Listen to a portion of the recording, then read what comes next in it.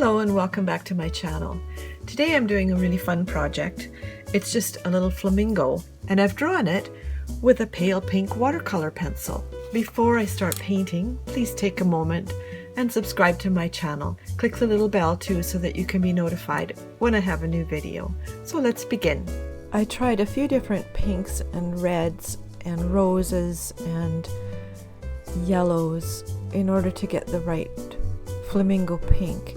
And I ended up using quinacridone rose and jaune brillant, which is French for brilliant yellow, which is a bit of a misnomer because it's actually a pale creamy color, but it lends a beautiful shade to the quinacridone rose and gives me the flamingo pink that I was looking for.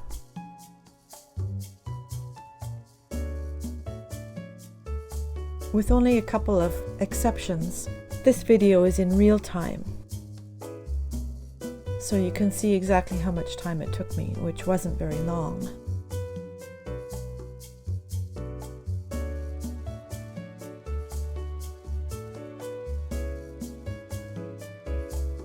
First, I'm adding just plain water with the barest amount of pink in it.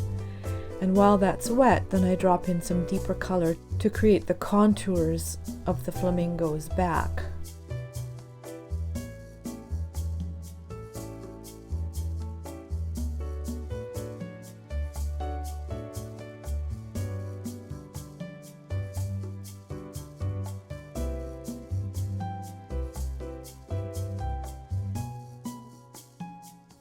You might notice that I've actually painted beyond my drawing line. The reason for this is that I want a fluffier flamingo.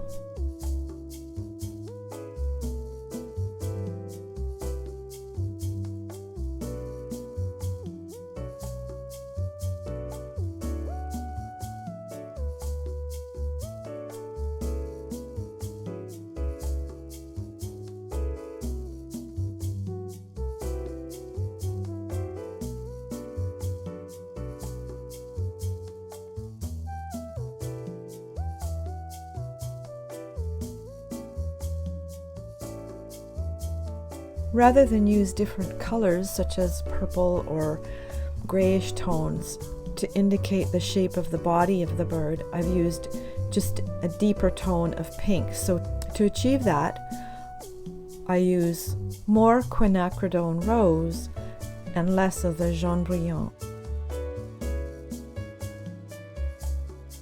My goal here was to make the wing paler than the rest of the body so it appears to have the light hitting it. However, I started out with too dark a color, and then you can see that I've taken some of the color out of the brush in order to make that paler. One of the lovely things about watercolor is that you can usually move the paint around even after it's dry, just by using a damp brush.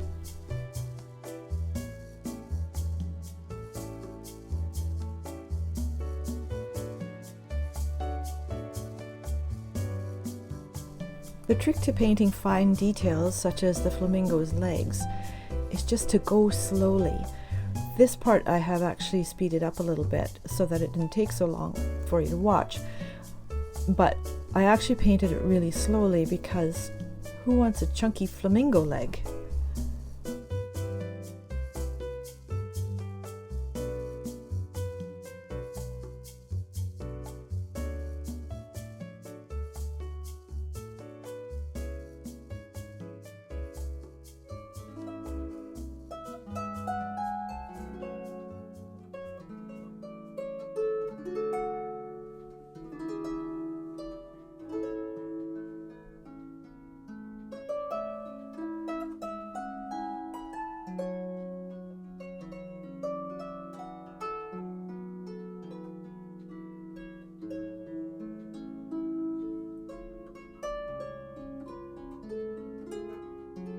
I decided I needed to deepen the color on the flamingo's neck because my first layer just seemed too pale.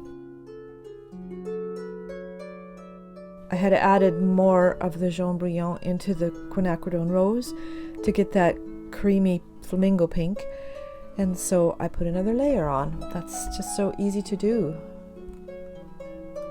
Now I'm just laying down some water so that I can add some color wet in wet.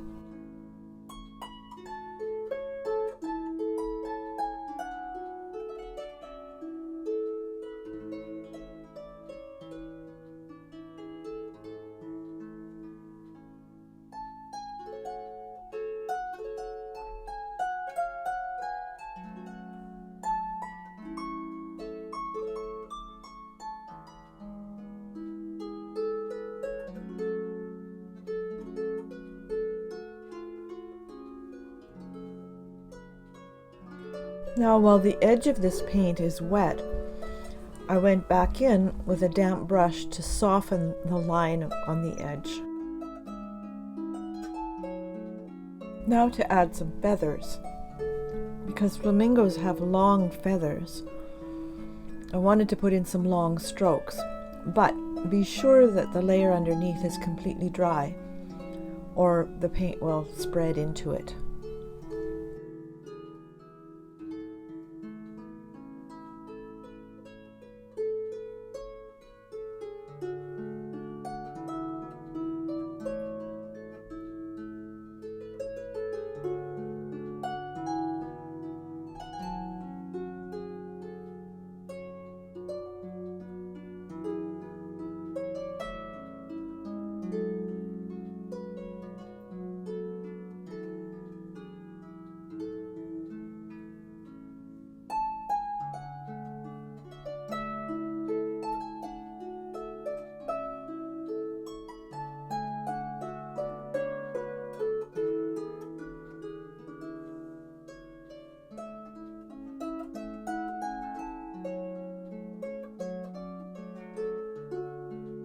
Using a damp brush, I'm just softening the edges of some of these lines.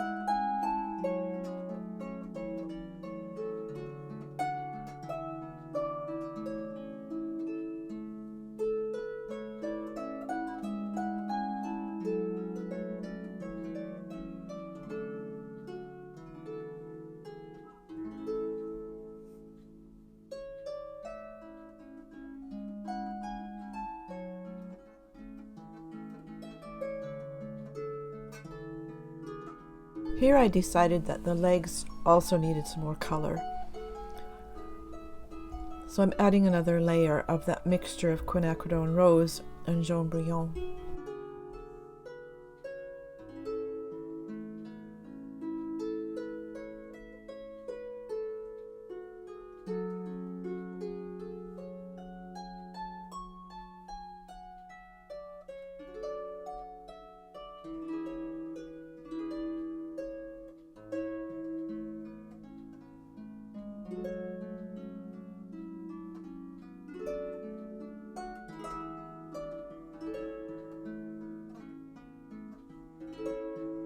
Using a very fine micron pen, I'm outlining the eye and making a little iris.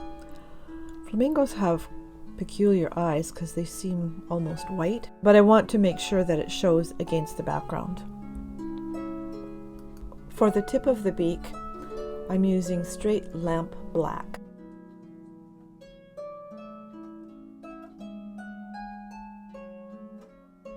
So there's my fun flamingo. Obviously you can use any colors that you want to. Flamingos go from white to a bright orange almost, so it's up to you, but I love the pink and it's a fun project. So I hope you'll try it. You can find my reference photo at my site at www.summerbaystudio.com. Be sure to subscribe to my channel and click the little bell so you can be notified when I have another video. And I think you'll also like these videos.